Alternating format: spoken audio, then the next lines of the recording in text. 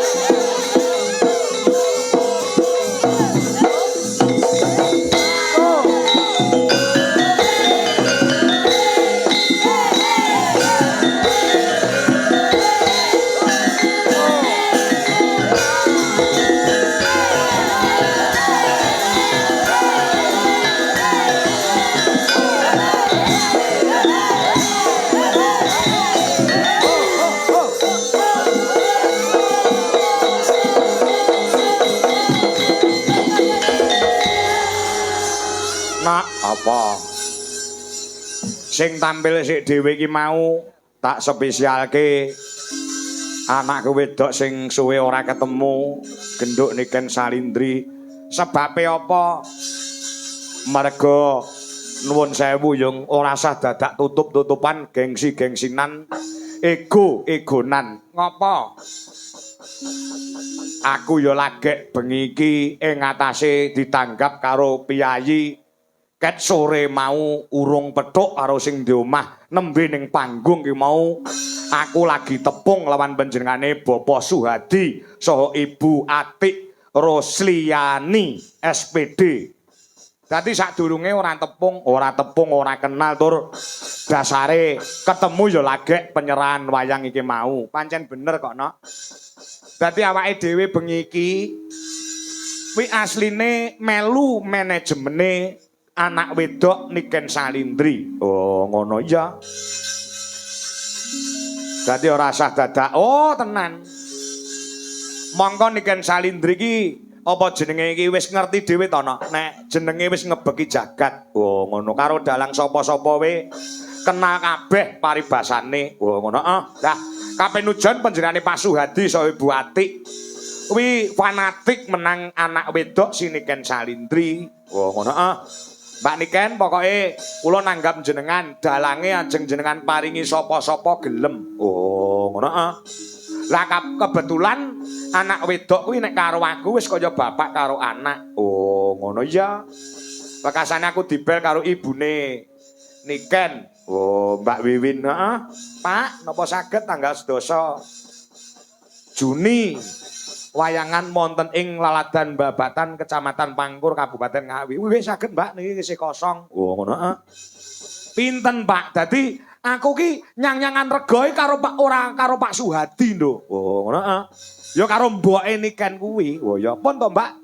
Mriku entene pinten? Oh ya nyatane alhamdulillah Nok bengi iki iso kasembadan iso kelakon. Oh ngono awake dhewe nderekke anak wedok. Wo mongko pemarep golek dalang sing nom-nom, sing cakrak-cakrak, sing ganteng-ganteng ya akeh. Ngopo kok golek dalang kok wis tuwek. Oh ngono. Ya bot-bote ana hubungane bapak karo anak kuwi mau mergo Niken Salindri iki ket cilik mbiyen ket SD wis kulino sepanggung kelawan awake dhewe. Lah iya matur sembah nuwun. Anak wedok matur sembah nuwun menjenengan Pak Suhadi. Ya heeh. So Ibu Atik Rosliani. Oh, ngono asma Kinarya Japa, Pak Suhadi. Heeh. Ngono ya ya heeh. Nadyanto aku nembe sak klebatan pinanggih ketemu kelawan jenenge Pak Suhadi nitik saka jenenge wis terbukti nduk. Oh, Suhadi. Su ki tegese sugiye ora dienggo dhewe ning sugiye kanggo masyarakat terbukti pada malam hari ini gelar wayang kulit dalang anom Dwijo Kangko dan Niken Salindri iso ngrawuhne warga masyarakat ana ing Babatan. Mula tepuk tangan buat Pak Suhadi sak keluarga. Kaya ngono ya ya heeh. Sugi tegese sugihe ora dienggo dhewe, ora dienggo dhewe.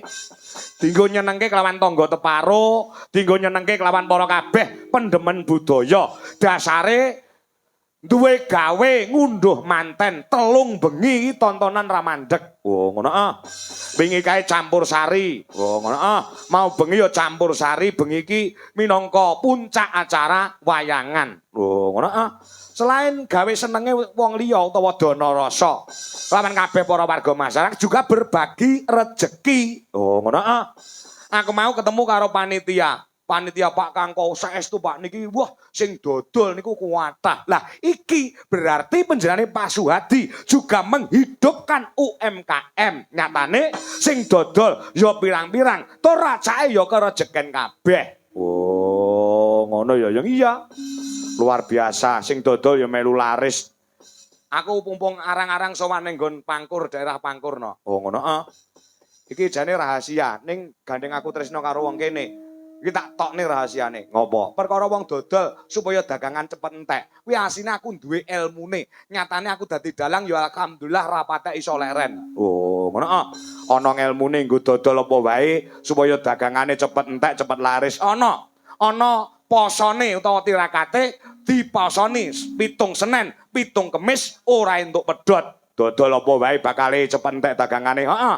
Nalika ngeler dagangan apa wae kuwi gedhuk lemah ping 3 maca bismillahirrahmanirrahim ping 3 wekasane kuwi diwacane surat Al-Fatihah ping 3 wekasane maca mantra Jawa Semar dasar gareng eneng Petruk celuk-celuk sing dodol Sri Kandi sing nukoni Janaka kuwi anggere kulane 1000 lek ngedol 500-an cepet entek dagangane. Wah, lah kuwi ngejak kere nek kuwi. Banyolane ngono, Nduk. Wah, ngono. Ya. Perkara rezeki ki enek sing natur, wis enek sing nata. Heeh. Ora beda penjane Pak Suhadi. Dulu juga pernah panjenengane iki rekoso no. Oh, pernah rekoso. Iya. Nek ora kleru tahun 2018 2019. Oh, ngono iya. Panjenengan yo pernah rekoso. Mula gandeng mulai tahun 2021 nganti sakyahene diwenehi rejeki saka Gusti Allah sing turah-turah mblawah sing kaya ngene iki ngiras pantes syukuran kangge srana nyenengke wong pirang-pirang dalam rangka ngunduh temanten. Oh, ngono. Kowe kok ngerti panjenengane Pak Suhadi mbiyen yo tau rekoso. Ngerti. Aku mau sore jagongan karo Pak Marsis mantan lurah Babatan. Oh. Aku diceritani beliaunya iki pancen yo piyayi sing tanggung jawab, piyayi sing cokat cakut rengginas trampil, ya ora kendho ning kenceng semangate. Wah, ngono ya. Wah, luar biasa ya, luar biasa kena nggih contoh. Ya jal wayangan kaya ngene entek pirang atus yuta no. Oh, ngono iya. Urung ndek ingi campur sari, nggih nginane ya campur sari. Ya. Dadi sugi digawe sugihe ora dinggo dhewe, ning sugihe kanggo sono nyenengke wong pirang-pirang. Pedomane Pak Suhadi.